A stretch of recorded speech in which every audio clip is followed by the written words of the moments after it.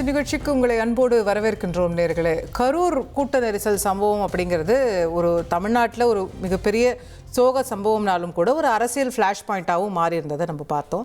அதில் லேட்டஸ்ட்டாக முதலமைச்சரான பிறகு விஜய் அவர்கள் அங்கே போனதும் அங்கே பாதிக்கப்பட்டவர்களுக்கு அரசு வேலை வழங்கியதும் ஒரு சர்ச்சையாகி இருந்தது. அன்னைக்கு வழங்கின அந்த அரசு வேலை ரத்தாகிறது அப்படின்னு சென்னை உயர்நீதிமன்ற மதுரை கிளை தற்போது தீர்ப்பு ஒன்றை வழங்கி இருக்கிறது. இது என்ன தாக்கங்களை ஏற்படுத்த போகிறது? உயர்நீதிமன்றம் கொடுத்திருக்கக்கூடிய இந்த உத்தரவு சரியா சரியில்லையா? நிறைய கேள்விகள் இருக்கிறது. இது தாவேக அரசுக்கு ஒரு பின்னடைவா பார்க்கலாமா? கேட்போம். இந்த பகுதியில் நம்மோடு இணையக்கூடிய விருந்தினர்கள் பத்திரிகையாளர் திரு பிரகாஷ் அவர்கள் இணைகிறார். நிகழ்ச்சிக்கு அவரை அன்போடு வரவேற்கின்றேன். அரசியல் விமர்சகர் திரு மதிவாணன் அவர்கள் இணைந்திருக்கின்றார். திரு மதிவாணன், இது தாவேக அரசுக்கு ஒரு பின்னடைவா பார்க்கலையா நீங்க? நீதிமன்றம் அடுக்கடுக்கா கேள்விகளை முன் வச்சிருக்கு.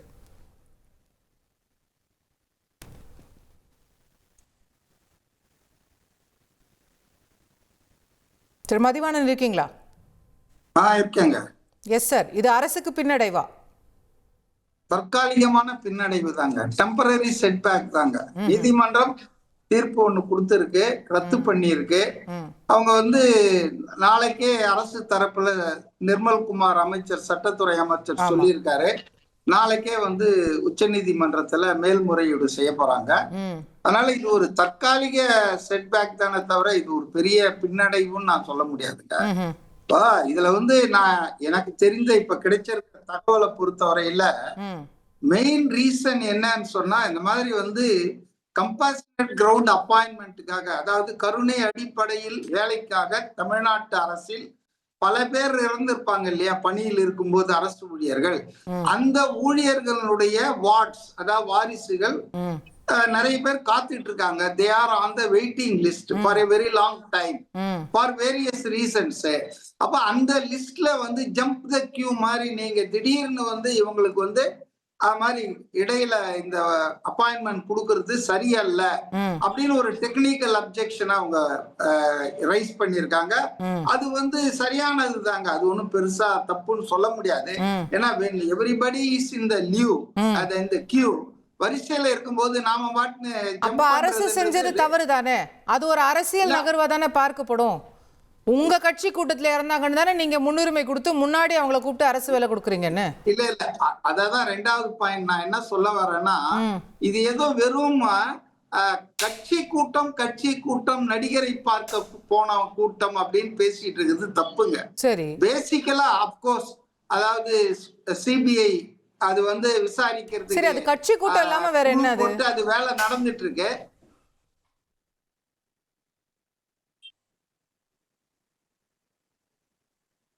அதாவதுங்க, இது ஏன் அரசாங்கம் பொறுப்பேத்துக்கணும்? அரசாங்கத்தினுடைய தோல்விங்க. அரசாங்கம் சொன்னா அந்த கரூர் மாவட்டத்தில் இருந்த ரெவென்யூ மற்றும் போலீஸ் துறைகளுடைய தோல்விங்க. போலீஸ் துறையும் திரு மதிவாணன், இல்ல பை தட் இல்ல இந்த லாஜிக் படி நீங்க போனீங்கன்னா, இல்ல இந்த லாஜிக் படி நீங்க இது அரசாங்கத்தினோட தோல்வியால் உயிரிழந்தார்கள்ங்கிற லாஜிக் படி நீங்க போனீங்கன்னா, இன்னைக்கு நீதிமன்றமே கேக்குது, ஒவ்வொரு பட்டாசாலை விபத்தையும் நீங்க அரசாங்கத்துடைய தோல்வின்னு சொல்ல முடியும், ஒவ்வொரு பெரிய சாலை விபத்தையும் நீங்க அரசாங்கத்துடைய தோல்வின்னு சொல்ல முடியும். ஒருத்த டாஸ்மாக்ல குடிச்சிட்டு போய் வண்டியை மோதி செத்துட்டான்னா அது அரசாங்கத்துடைய தோல்வியா இல்லையா? அப்படி கேட்கலாமா, கேட்க முடியாதா? இப்படி எக்ஸ்டெண்ட் பண்ணிட்டே போனா தமிழ்நாட்டில் இருக்கக்கூடிய ஒவ்வொரு இறப்புக்கும் அரசு பொறுப்பேற்று எல்லாருக்கும் அரசு வேலை கொடுக்க வேண்டியதானே? அதாவதுங்க, நீங்க கேட்கறது நியாயம் இல்ல நான் சொல்ல மாட்டேன். நியாயமான ஒரு வாதம் தான், நியாயமானதான் தெரியுது, நியாயமான வாதம் தான். ஆனா இத மனிதாபிமான அடிப்படையில பாக்கணுங்க. மனிதாபிமான நான் சொல்றது மனிதாபிமானமா சார்? பட்டாசாலையில இருந்தவங்களுக்கு எல்லாம் மனிதாபிமானம் கிடையாதா? 2018 மே மாசம் ஸ்டெர்லைட் ஆலைக்கு எதிர்ப்பாக நடந்த அந்த போராட்டத்துல துப்பாக்கி சூடு நடந்து அதுல 13 பேர் மாண்டு போனார்கள் எடப்பாடியார் ஆட்சியில. அப்ப அந்த ஆட்சியில the government is directly liable sir. Shooting order given by the government, shooting done by the police. இல்ல கொஞ்சம் கேளுங்களேன், பொறுமையை இழக்காதாங்க. அதாவது 13 பேர் இறந்தாங்க. ஆனா எடப்பாடி ஆட்சியிலே பாத்தீங்கன்னா 10 பேர் இறந்த குடும்பங்களுக்கு பணி கொடுத்துட்டாங்க கருணை அடிப்படையில. 19 பேர் கொடுத்தாங்க, இறந்தது 13 பேருங்க.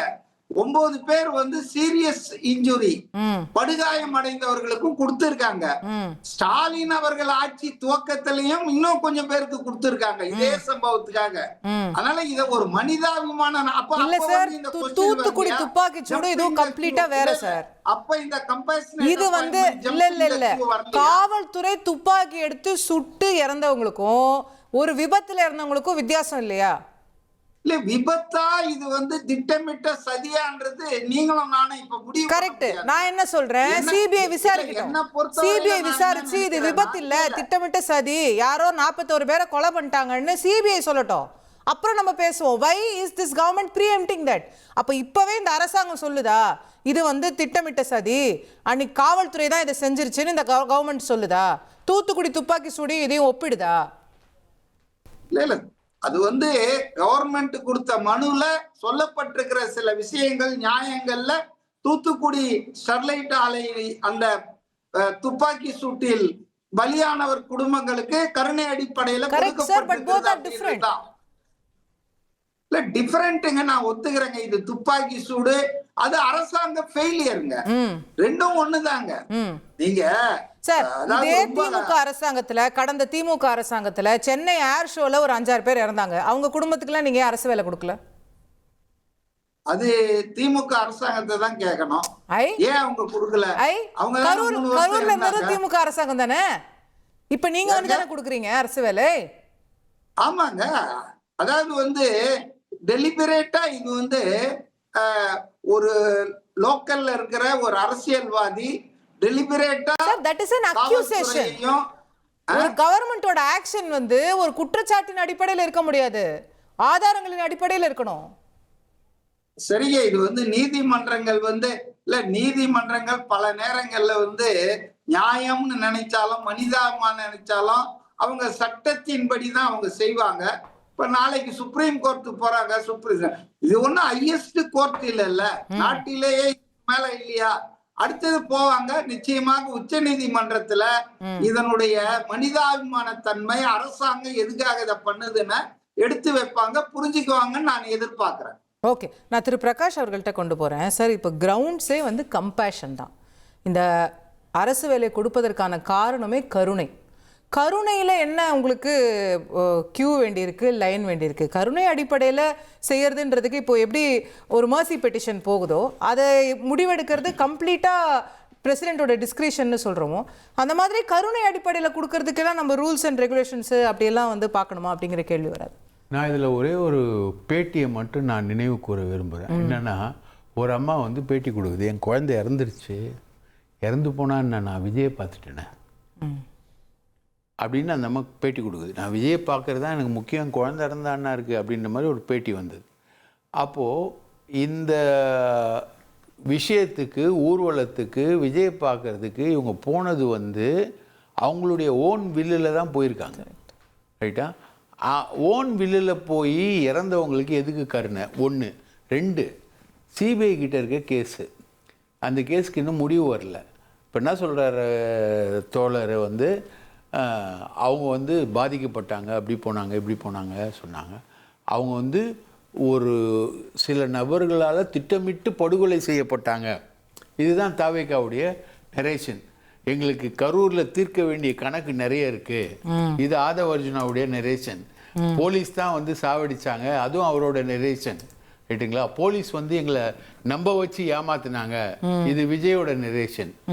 நாளைக்கு சுப்ரீம் கோர்ட்டில் நடக்கக்கூடிய வழக்கில் வரக்கூடிய தீர்ப்பு வந்து விஜயின் தவறால் இது நடந்தது அப்படின்னு ஒரு தீர்ப்பு வரும்னா, இப்போ வந்து நம்ப வச்சு ஏமாற்றப்பட்டவங்க, சதி செஞ்சு கொல்லப்பட்டவங்கன்றத இவங்களுடைய ஆர்குமெண்ட் வந்து செல்லாது. இல்லை, இப்போ நம்ம அரசியல் காரணங்கள் 1000 பேசலாம், சிபிஐ விசாரணை, வழக்கு, சட்டம் எல்லாமே பேசலாம். அந்த பாதிக்கப்பட்ட 41 குடும்பத்தோட பாயிண்ட் ஆஃப் வியூலேருந்து பாருங்கள். அதில் எவ்வளவோ பேர் அன்றைக்கி அரசு வேலையை வாங்கிட்டு வெளியே வந்து பேட்டி கொடுக்குறாங்க.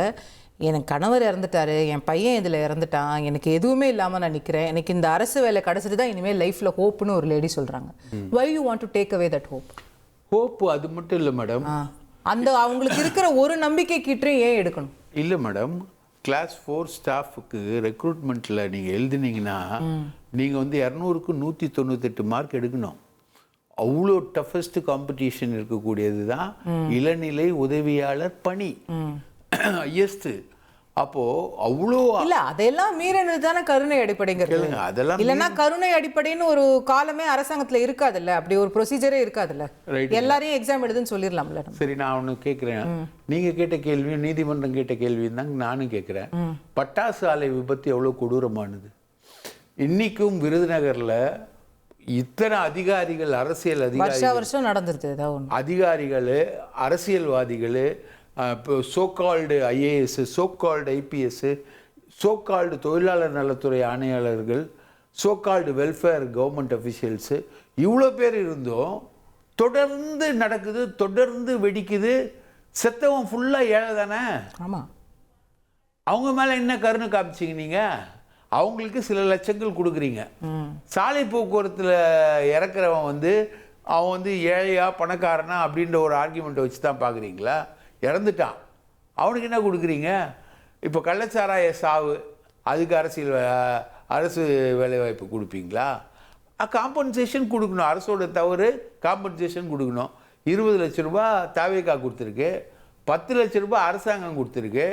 அரசாங்கம் நைட்டு பகலும் போய் கஷ்டப்பட்டு அமைச்சர் செந்தில் பாலாஜிலேருந்து எல்லாரும் உழைச்சி ஒரு இன்க்ளூடிங் சீஃப் மினிஸ்டர் வரைக்கும் போய் உட்காந்து நைட்டோட நைட்டாக சிகிச்சை கொடுத்து பல பேரோட உயிரை காப்பாற்றிருக்காங்க. The work is done like that. So இதில் என்ன, இதுக்கு மேலே என்ன உங்களுக்கு காம்பன்சேஷன், கருணை இதெல்லாம் வரும் உங்களுக்கு? அரசு ஊழியர் ஆனாதான் காம்பன்சேஷன் இல்ல அது அரசோட கொள்கை முடிவில்லை சார். நான் என்ன சொல்றேன், எண்ட் ஆஃப் த டே இதே மாதிரி உங்களுக்கு தெரியும், கடந்த ஆட்சி காலங்களில் விவசாயிகளுடைய கடனை ரத்து செய்யக்கூடாதுன்னு சொல்லி கோர்ட்டுக்கு கேஸ் போயிருக்கு. அது எப்படி அவங்களுக்கு மட்டும் நீங்கள் ரத்து செய்யலாம்? அப்போ நாங்கள்லாம் எஜுகேஷன் லோன் வாங்கியிருக்கிறோமே, எங்கள் லோன் வாங்கியிருக்கிறோமே, ஒரு சாரார் கேஸ் போடுவாங்க. கோர்ட்டு முன்காலங்களில் ரத்தும் செஞ்சுருக்கு. ஆனால் ஃபைனலாக சுப்ரீம் கோர்ட் போகும்போது என்ன வெர்டிக்ட் வருது? அரசினுடைய கொள்கை முடிவு. If it is a policy decision of the government, நீதிமன்றத்துக்கு அதில் தலையிடுவதற்கு உரிமை கிடையாது அப்படின்னு பல தீர்ப்புகள் வந்திருக்கு. ரைட்டு, அதுதானே இந்த தீர்ப்பு நிராகரிக்குது. எது? ஹைகோர்ட்டு இல்லை சார், ஹைகோர்ட் தானே. சுப்ரீம் கோர்ட் வேற மாதிரி சொல்லலாம்ல. மதுரை ஹைகோர்ட் என்ன நிராகரிக்குது? இது நீங்கள் பாலிசி டெசிஷன் கிடையாது. 69% ரிசர்வேஷன் பாலிசி டெசிஷன், ரைட்டுங்களா? லாட்டரி தடை பண்ணுறது பாலிசி டெசிஷன், ரைட்டுங்களா? Nationalisation of banks policy decision. எதுக்கு பாலிசி டெசிஷன்? இல்லை, இதில் அந்த ப்ரொசீஜர் கேபினெட்டில் அப்ரூவல் வாங்கியிருக்காங்கன்றாங்க, அதுக்கான ப்ரொசீஜரை ஃபாலோ பண்ணியிருக்காங்கன்றாங்க. ஸோ அப்போ கோர்ட் அரசுடைய முடிவில் எப்படி தலையிட முடியுங்கிற கேள்வி வருது. அது நீங்கள் சுப்ரீம் கோர்ட்டில் நாளைக்கு விடை வரும் இல்லைங்களா? எனக்கு தெரிஞ்சதுக்கு விடை கவர்மெண்ட்டுக்கு பாசிட்டிவாக வராது. சார் மேடம், உங்கள் பேரணியில் கலந்துக்கிட்டு உங்களை பார்க்க வந்தவங்க இறந்ததுக்கு அதுக்கு ஒரு பொலிட்டிக்கல் ரீசன் இருக்குது. என்னால் அதை மறுக்க முடியாது, கஷ்டம், மறக்கவே முடியல அப்படிலாம் உணர்ச்சி வசப்பட்டு எல்லாமே பண்ணுறீங்கள. அப்போ அதில் உங்களுக்கு ஒரு பொலிட்டிக்கல் மைலேஜ் இருக்கா இல்லையா? ரைட்டா? அதில் ஒரு பொலிட்டிக்கல் மைலேஜ் தாவேகாக்கு இருக்கா இல்லையா? தாவேகாவுடைய ஊர்வலத்தில் இறந்தவர்கள் தாவேகா ஆட்சி அமைந்தவுடன், அமைவதற்கு முன்பு தனியாக பார்த்தாரு, எல்லாம் பண்ணார். அதுக்கப்புறம் அமைஞ்ச உடனே போயிட்டு அரசு வேலை கொடுத்து விட்டு அவங்கள சந்திக்கிறாரு. அப்போது விஜய் செயல்படக்கூடிய தலைவர், சொன்னதை செய்வார், செய்வதை சொல்வார், சொல்லாததையும் செய்வார். இப்படிலாம் உங்களை பில்டப் கொடுத்து ஒரு பொலிட்டிக்கல் மைலேஜ் அடையிறதுக்காக நீங்கள் செய்யக்கூடிய வேலை எப்படி ஒரு பாலிசி டெசிஷனாக இருக்க முடியும்? ஓகே திரு மதிவாணன், உங்க அரசியல் லாபத்திற்காக நீங்க இதை செஞ்சீங்க. இது அரசுடைய கொள்கை கிடையாது, அரசியலுக்காக செஞ்சிருக்கீங்க. Today you will face the மியூசிக்ங்கறார். அதாவதுங்க, நீங்க மிக சரியா சுட்டி காட்டினீங்க. கேபினெட்ல எனக்கு அது விவரம் தெரியல. கேபினெட்ல இது சம்பந்தமாக விவாதிச்சு ஒரு அரசாங்கம் முடிவெடுத்திருந்தால் அதை எந்த நீதிமன்றமும் கேள்விக்குள்ள ஆக்க முடியாது. ஏன்னா அது நிர்வாகம், எல்லாருக்கும் ஒவ்வொரு வரையறை இருக்குங்க. கோர்ட் சட்டமன்றத்துக்குள்ள தலையிட முடியாது, சட்டமன்றத்துக்குள்ள சபாநாயகர் தான் மாஸ்டர். அது போல அரசு நிர்வாகத்தை எப்படி நாட்டுல நாடாளுமன்றத்துல நிறைவேற்றப்பட்ட சட்டங்களுக்கு எதிராக நம்ம கோர்ட்டுக்கு போயிருக்கோம், அதுக்கு எதிரான தீர்ப்புகளும் வந்திருக்கு. அவ்வளவு உதாரணங்கள் இருக்கு. சரிங்க. ஆனா நான் சொல்றது வந்து பார்லிமெண்ட்ல இந்த 2 அவைகளும் கேபினெட்ல கூடி நிறைவேற்றிய சட்டத்தை நீதிமன்றம் ஒரே ஆர்டர்ல கிடையாதுன்னு சொல்லியிருக்கு இதே நாட்டில். விதிமீறல்கள் இருந்தால்தான் கோர்ட் சொன்னதை எப்படி சும்மா நீங்க வந்து விதிமீறல்னு சொல்வீங்க? இல்ல, விதிமீறல்கள் இருக்கும் பட்சத்துல அவங்க வந்து அதை வந்து செட்டசைட் பண்ணுவாங்க, பாஷ் பண்ணுவாங்க, சரி. ரத்து பண்ணுவாங்க. ஆனால் இதுல விதிமீறல் எதுவும் இருக்கிறதா தெரியல. சார் கோர்ட் கேக்குதே Compassionate சார், இதே appointment கம்பேஷன் என்பது கிரவுண்ட்ல வெயிட்டிங் லிஸ்ட்ல இவ்வளவு பேர் இருக்காங்க, இவங்களெல்லாம் அது சூப்பர் வந்துங்க, சீட் பண்ணி இந்த கரூர் பாதிக்கப்பட்டவர்கள் எப்படி முன்னாடி வராங்க? இட்ஸ் இட் இல்ல பாலிடிக்ஸ். அதத்தான் இல்ல, நீங்க 2 வகையா பிரிச்சு பார்க்கணும். இவங்க வந்து அரசாங்கத்துல பணியாற்றும் போது அதாவது டைட் இன் ஹார்னஸ், டியூட்டியில இருக்கும்போது இறந்தவர்களுடைய வாரிசுகளுக்கு வேலை கொடுக்கிற வெயிட்டிங் லிஸ்ட் என்பது வேற. சார் அது இது போல வந்து இருக்கட்டும். அரசாங்கத்தின் இல்ல தவறுகளால் இப்ப அவங்களுக்கெல்லாம் கருணை கிடையாதா? அவங்களுக்கெல்லாம் குடும்பம் கிடையாதா? அவங்களுக்கெல்லாம் வேலை இல்லைங்க, வேண்டாமா? அந்த லிஸ்ட்ல இதை சேர்க்க முடியாதுன்ற. ஏன் சேர்க்க அந்த முடியாது? லிஸ்ட்ல இதை சேர்க்க, அது வந்து ரெகுலர் லிஸ்ட்ங்க. அது சார் அது கோர்ட் வந்து கிளியரா ஒரு வார்த்தை சொல்லுது sir, government employment is not a welfare measure. அரசு வேலை என்பது ஒரு நலத்திட்டம் கிடையாது. அரசு வேலையில சேரணும்னா அதுக்குன்னு ஒரு ப்ரொசீஜர் இருக்கு, அதுக்குன்னு ஒன்று எக்ஸாம் எழுதணும், இல்லை தகுதி இருக்கணும், இல்லை அந்த ஒரு ப்ரொசீஜர் படி வரணும். ஏன்னா அந்த அரசு வேலைங்கிறது மக்களுக்கான பணி, மக்களுக்கு அவங்க போய் சேவை செய்யக்கூடிய பணி. சும்மா நீங்க எடுத்து கொடுக்கறது கிடையாது, நலத்திட்டம் கிடையாது. கல்வி தகுதி இல்லாதவர்களை வந்து அந்த குறிப்பிட்ட பதவிக்கு நியமிச்சாங்கன்றலாம் பிரச்சனை இல்ல. அவரவர் கல்வி தகுதிக்கு ஏற்ற அடிப்படையில தான் அரசு பணி கொடுக்கப்பட்டிருக்கு. நான் சொல்றது நீங்க என்ன புரிஞ்சுக்கணும்னா, regular compassionate appointment for regular government employees அவங்க வாரிசுகளுக்கு கொடுக்கிறது அது வேறங்க. இது வந்து ஸ்பெஷல். இது வந்து அரசாங்கத்தின் தவறுகளால் இல்ல, இப்படி ஸ்பெஷல் ஏதாவது தனி ரூல்ஸ் இருக்கா அரசாங்கத்துல? முடிவு பண்றதுதாங்க, கவர்மெண்ட் முடிவு பண்றதுதாங்க, அரசாங்கம் தானங்க. அது அரசாங்கத்துக்கு சட்டம் இயற்றும் உரிமை இருக்கிறது, அரசாங்கம் எப்படி நடத்தணும், என்ன கொள்கையை அமுல்படுத்தணும்ன்ற உரிமை இருக்கு. அப்ப அந்த டிஸ்கிரிஷன் கவர்மெண்ட்டுக்கு இருக்கும்போது அவங்க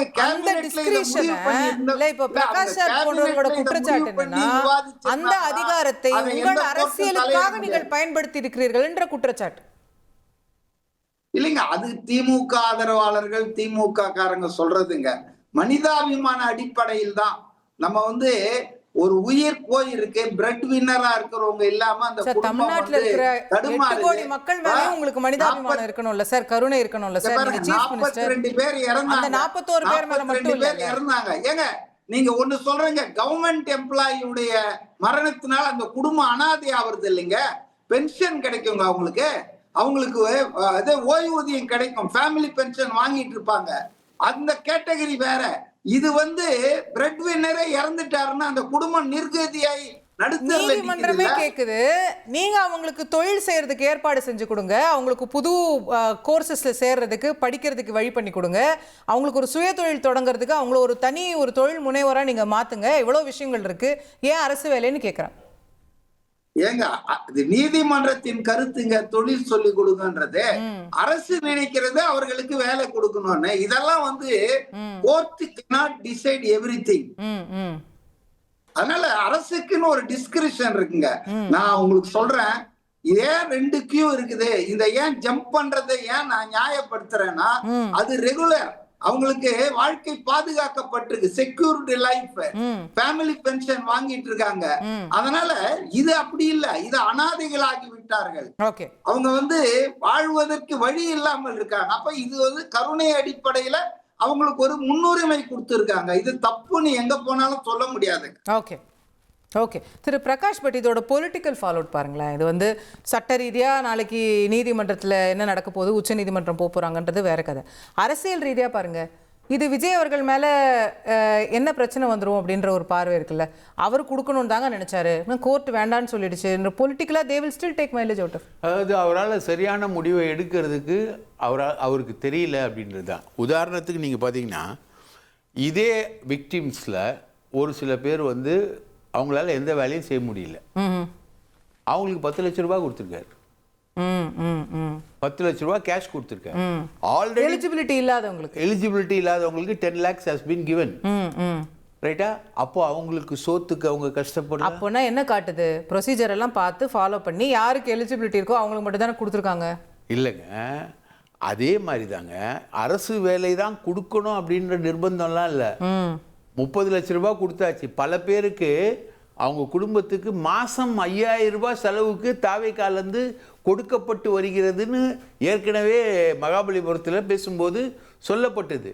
பல பேர் குடும்பத்தை வந்து நான் பர்சனலாக பார்த்துக்கிறேன், உங்கள் பையன் மாதிரி, உங்கள் அண்ணன் மாதிரி, உங்கள் தம்பி மாதிரி, எல்லா மாதிரியும் நான் இருப்பேன் அப்படின்னு சொல்லி வாக்குறுதி கொடுக்கப்பட்டு கொண்டு இருக்குது. எல்லாமே கொடுக்கப்பட்டு கொண்டு இருக்குது. இப்போ என்னன்னா, they want to establish their power. நாங்கள் ஆட்சிக்கு வந்துட்டோம், அரசு இங்கே எப்படி ஜனநாயகன் படத்தில் Tamil Nadu super chief minister in and as அப்படின்னு சொல்லி தமிழ்நாடு முதலமைச்சர் பதவியை வந்து ஒரு சினிமா விளம்பரத்திற்கான ஒரு விஷயமா யூஸ் பண்ணுறாங்களோ, அவ்வளோ கீழ்த்தரமாக இருக்கிறாங்களோ, அந்த மாதிரி இந்த விஷயத்தை நாங்கள் பவருக்கு வந்துட்டோம். பல்லு இருக்கிறவன் பக்கோடா சாப்பிட்றான், உன்னால் என்ன பண்ண முடியும்? இந்த மாதிரி சேலஞ்சிங்கான ஒரு விஷயந்தான் பண்ணுறாங்க. அப்போது உன்னால் வந்து 30 லட்ச ரூபாய் ஆல்ரெடி பணம் போயிடுச்சா? 10 லட்ச ரூபாய் இல்லை திமுக கொடுத்தது, 20 லட்ச ரூபாய் இவங்க கொடுத்தது ஆல்ரெடி கொடுத்தா மாதம் 5000 ரூபாய் கொடுக்குறீங்களா? இதுலேயே பாதிக்கப்பட்ட பலருக்கு இன்னும் பல டிஸ்ட்ரிக்டில் இருக்கிறவங்களுக்கெல்லாம் போய் சேரல, அவங்களுக்கெல்லாம் கொடுக்கல. அதே மாதிரி விஜயை பார்க்க வந்தாங்க, இறந்தாங்கன்னா எத்தனை பேர் இறந்துருக்காங்க? விக்கிரவாண்டி மாநாட்டில் இறப்பு இருந்தது, மதுரை மாநாட்டில் இறப்பு இருந்தது, திருச்சியில் இறப்பு இருந்தது. எத்தனையோ தாவேகா தொண்டர்கள் வந்து விஜய்க்காக உழைத்த தொண்டர்கள் வந்து அநியாயமாக செத்துருக்காங்களே. விஜயை பார்க்க வந்தப்பவும் செத்துருக்காங்களே. பைக்கு மோதி ஒரு பையன் செத்தானே, அவங்க அப்பா கூட பேட்டி கொடுத்தாரு, இவங்கெல்லாம் 5 பைசா தரமாட்டாங்க, நான் என் சொந்த செலவில் நைட்டு வாட்ச்மேனாக வேலை பார்த்தா நான் வந்து காப்பாற்றுறேன், இவங்களெல்லாம் நம்பி நான் இல்லைன்னு அந்த பையன் சொன்னானே. அந்த பையனுக்கு ஏதாவது கொடுத்தீங்களா? நீங்கள் ஏன் கரூரை கொடுக்குறீங்க? கரூரில் உங்களுக்கு பொலிட்டிக்கல் கெயின் இருக்குது. கரூரில் செந்தில் பாலாஜி மேலே அக்யூசேஷன் இருக்குது, கரூரில் திமுக மேலே அக்யூசேஷன் இருக்குது. இதெல்லாம் சொன்னால் நம்மளை திமுக ஆதரவாளர்னு சொல்லுவாங்க, ரைட்டா? இதெல்லாம் இருக்குல்ல உங்களுக்கு, பொலிட்டிக்கலாக உங்களுக்கு இருக்கு. மலையாளத்தில் ஒரு பழமொழி இருக்கு, வேணும்னா சக்கை வேர்ல கூட காய்க்குன்னுவாங்க.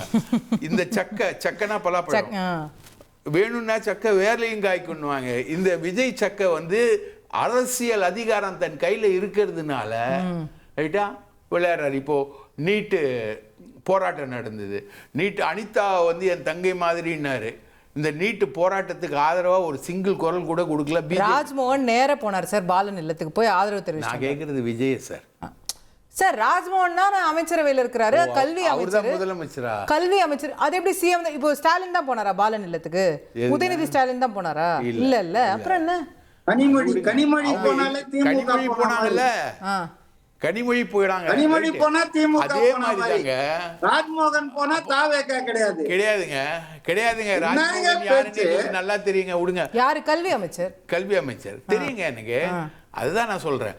ஸோ இந்த சாவே வந்து ஏற்பட்டதற்கு காரணமே விஜய் தாமதமாக வந்தது. ஓகே, கேப்போம். இல்ல ஒரு பெர்டினன்ட் क्वेश्चन அவர் எழுப்புறாரு திரு மதிவாணன். விஜய் அவர்களை பார்க்க வந்ததுக்காக விக்கிரவாண்டி மாநாட்டில் ஆரம்பிச்சு சமீபத்தில் அவர் சொல்ற சாலை விபத்துல இறந்த அந்த விக்னேஷ்ன்ற பையன் வரைக்கும் எவ்வளவோ பேர் கஷ்டப்பட்டு இருக்காங்க, அவங்களுக்கெல்லாம் அரசு வேலை இல்லை. அதாவதுங்க அவரே சொல்றாரு, விஜயினுடைய மாநாட்டில் வருவதற்காக எவ்வளவு பேர் வந்துட்டு மரணம் அடைஞ்சிருக்காங்க, காயப்பட்டிருக்காங்க. ஆனா அங்கெல்லாம் கவர்மெண்ட் ஃபெயிலியர்ன்றது ஒண்ணு இல்லைங்க. நான் திரும்ப சொல்றேன், நீங்க சிபிஐ விசாரணையோட முடிவை ப்ரீஎம்ப்ட் பண்றீங்க. சிபிஐ விசாரணையில என்ன வரப்போகுதுன்னு நமக்கு தெரியாது. இப்பவே எப்படி முன்முடிவுக்கு வரீங்க? முன்முடிவுக்குன்னா நடந்தது நமக்கு தெரியும்.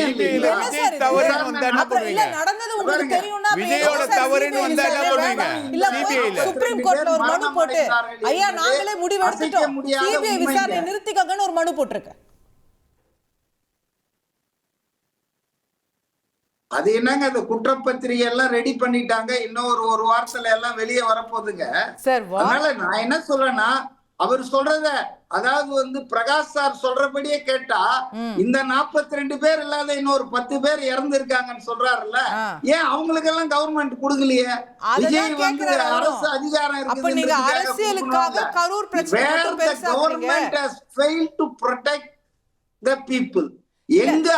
வந்து மக்களை பாதுகாக்கும் கடமையை தவறியதோ அரசு வேலை மட்டும் இல்ல, அந்த மிச்சம் 10 பேருக்கு அந்த விக்னேஷ்ன்ற பையன் உட்பட கட்சி ரீதியா கூட நீங்க நிதி கொடுக்கல. சொல்லி கொடுத்திருந்தா சொல்லுங்க, ஐ வில் ஸ்டாண்ட் கரெக்டட். அது விவரம்லாம் எனக்கு தெரியாதுங்க. அந்த அப்பா வேதனையோட பேட்டி கொடுத்தாரா இல்லையா, எங்களை யாரும் வந்து பார்க்கல, யாரும் உதவி செய்யல? இல்ல எனக்கு தெரியாது, நான் பார்க்கல அந்த பேட்டிய. விவரம் இல்லாம நான் சொல்ல முடியாதுங்க. இல்ல அதுதான் சொல்றேன். அப்போ ஒரு பக்கம் அது பாக்குறதே இல்ல, இன்னொரு பக்கம் அரசு வேலைன்னா அது கிளியரா ஒரு அரசியல் நிலைப்பாடா இருக்கு. இந்த பிரச்சனை பேசிட்டு இருக்கும்போது சந்துல சிந்து பாடுற மாதிரி பிரகாஷ் சார் வந்து நீட் எதிர்ப்பு போராட்டத்தை கொண்டு வராரு. அதாவது விஜய் மேல இருக்கிற வன்மத்தை என்னால் புரிந்து கொள்ள முடிகிறது. நாம பேசிட்டு இருக்கிற பிரச்சனைக்கு வெளியே போய், அதாவது நீட் எதிர்ப்பு போராட்டத்துக்கு அவர் என்ன பண்ணாரு, அதே போல வந்து in and as chief minister of தமிழ்நாடுன்னு போட்டுக்கினா உங்களுக்கு எதுக்கு சார் எரியுது? அவரு வந்து முதல்வரா இருக்கும்போது நடிக்கலையே. அவர் முதல்வரா இருக்கிறது போது நடிச்சாருன்னா சொல்லுங்க. முதல்வரா இருக்கும்போது நடிக்கல, ஆனா படம் வெளிவரும் போது அவர் முதல்வர் ஆயிட்டாரு. அவர் சீஃப் மினிஸ்டர் போட்டா உங்களுக்கு ஏன் எரியுதுன்னு தான் நான் கேக்குறேன். இது ஒரு சீப் விளம்பரமா? விளம்பரம் இல்லைன்னா விஜய் படம் ஓடாது. விஜய்க்கு விளம்பரமே கிடையாது. சீஃப் மினிஸ்டர் ஆஃப் தமிழ்நாடு போட்டதால தான் அந்த பண்ணி ஆன் பண்ணி, அதாவது லைட் ஆஃப் பண்ணி ஆன் பண்ணி அந்த கிரவுட புல் பண்ணி அந்த கிரவுட ஒரு இடத்துல திரட்டி லேட்டா வந்து கும்பலை திரட்டி வந்து அந்த கிரவுடு மேல மோத வச்சு அந்த கிரவுடுக்கு சாவறதுக்கு காரணமா இருந்துட்டு ஆட்சிக்கு வந்த உடனே அவங்களுக்கு அரசு வேலையும் கொடுப்பீங்க சார். Super politics sir. வந்தாருன்னு சொல்லிட்டு இருக்கிற இந்த பொய்ய இன்னும் எத்தனை வருஷத்துக்கு சொல்லுவாங்கன்னு தெரியல. போலீஸ் அனுமதித்த நேரத்தில், போலீஸ் அனுமதித்த இடத்தில் அவர் வந்தார், பேசினார். மதியம் வருவார்னு லேட்டா வந்தாருன்னு எத்தனை நாளைக்கு இந்த பொய்ய சொல்ல போறீங்க தெரியல. Okay right. திருப்பி நம்ம வந்து பழைய விஷயங்களுக்கு போறோம். இது ஒரு வருஷமா பேசிட்டு இருக்கக்கூடிய விஷயம் தான். நம்ம இந்த பகுதியை நிறைவு செய்தாக வேண்டும். பொறுத்திருந்து பார்ப்போம். அரசு மேல்முறையீடுக்கு போக போறோம்னு சொல்லியிருக்காங்க. அதுல என்ன முடிவு வருதுன்னு பார்ப்போம்.